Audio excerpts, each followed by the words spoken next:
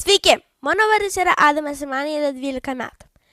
Jeigu jums patiks šis video, spauskite like ir subscribe ir steikite mano investavimo kelionę toliau. Tai šiandien mes aptarsime ir pirksime 2 fondus. Apie vieną aš plačiau pakalbėsiu ir dar priminsiu, kas yra ETF fondas. Tai ETF fondas yra kaip Maximas krepšelis, kuris investuoja į tam tikrą akcijų skaičių. Ir dar ir visų pasaulio fondai, tarkim, kurį aš šiandien pirksiu. Tai aš pasirinkau VWCE, tai jis yra kaupiamasis, jis man kaupia pinigus ir šis fondas investuoja į 3624 akcijas. Bet pastarosiu metu jis pradėjo labai kilti ir yra pliuse. Tai aš jau pasibijau, šitą pasakymą labai dažnai sakau, bet mažiau kalbų, daugiau darbų.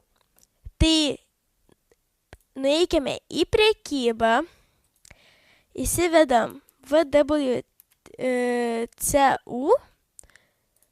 Šis fondas yra perkamas su eurais, tai pateikite pirkimo nurodymą, patvirtinam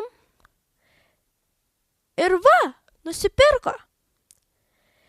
Bet vis tiek pasakysiu, šitas kartais fondas, jeigu jūs pirksite, jis kartais neveikia, neįsigaskite, va čia paspaudžiate ribotas ir jis nusipirka ir turite.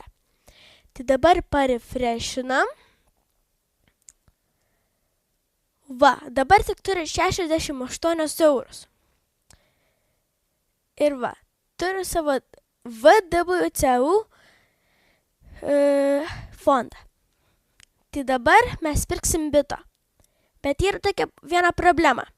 Man reikia eurus persiversti į dolerius.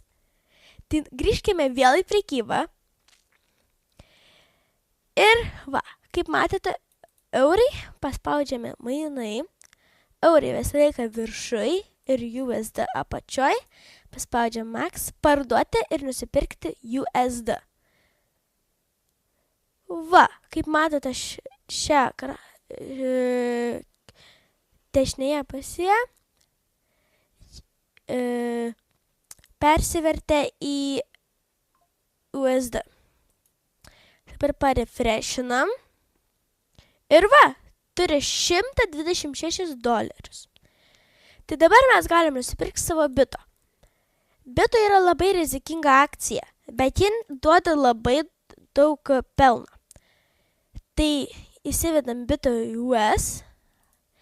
Va, galim nusipirkti 13. Pateikite pirkimo nurodymą, patvirtinkite ir viskas, nusipirkau. Įvykdžiau visus šios dienos planus ir laikas atsveikinti. Jeigu jums patiko šis video, spauskite like, subscribe ir sekite mano investavimo kelionę toliau. Viso!